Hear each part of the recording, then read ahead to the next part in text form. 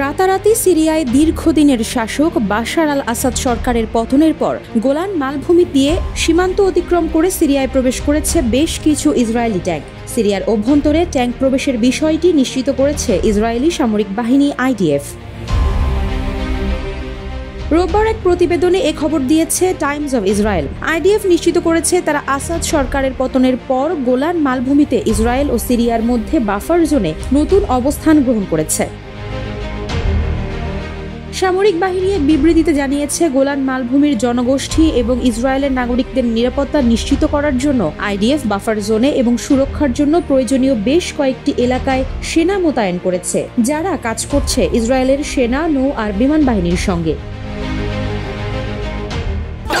Offer Walton fridge কিনে পেতে পারেন 20 লক্ষ টাকা, রয়েছে কোটি কোটি টাকার নিশ্চিত উপহার। IDF দাবি করেছে, সিরিয়া থেকে বন্দুকধারীদের বাফার জোনে প্রবেশের সম্ভাবনা থাকায় এই পদক্ষেপ নেওয়া হয়েছে। সামরিক বাহিনী জোর দিয়ে বলেছে, IDF সিরিয়ায় সংঘটিত ঘটনাগুলোতে হস্তক্ষেপ করবে না। বিবৃতিতে আরও বলা হয়, গাজা দখলকৃত পশ্চিম তীর ও লেবাননের পর এবার সিরিয়া ফ্রন্টেও যুদ্ধ করবে তেল আবিব। এর আগে রাজধানী দামেস্ক সহ সিরিয়ার বিভিন্ন অঞ্চলে বিমান হামলা চালায় ইসরায়েল।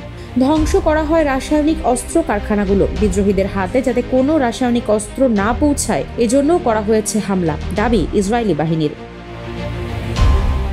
ইসরায়েল 1967 সালে সিরিয়ার গোলান মালভূমির অধিকাংশ দখল করে রাখে। 1981 সালে সেটির পুরোটাই তারা নিয়ন্ত্রণে নেয়। 1974 সালের পর এটি প্রথমবারের মতো ইসরায়েলি বাহিনী ইসরায়েল এবং সিরিয়ার মধ্যে বাফার জোনে অবস্থান নিয়েছে।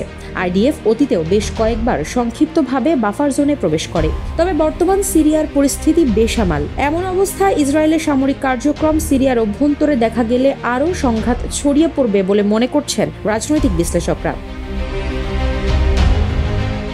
2011 সালে আরব বসন্তের জের ধরে সিরিয়ায় বিক্ষোভ শুরু হয়, ক্রমেই তার রূপ নেয় গৃহযুদ্ধে। রাশিয়া আর ইরানের সমর্থন পুষ্ট বাশার আল আসাদ নিজের ক্ষমতা অনেকটাই সংহত করে রাখতে পেরেছিলেন, কিন্তু গত সপ্তাহ থেকে শুরু হওয়া নতুন লড়াইয়ে একের পর এক বড় শহরের নিয়ন্ত্রণ হারায় সরকারি বাহিনী।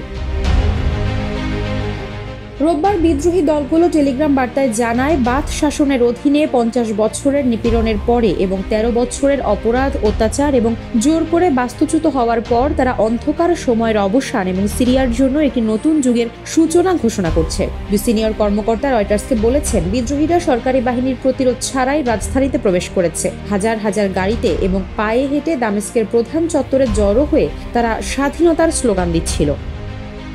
আফসারা নাজ, নিউজ ডেস্ক, ইত্তেফাক।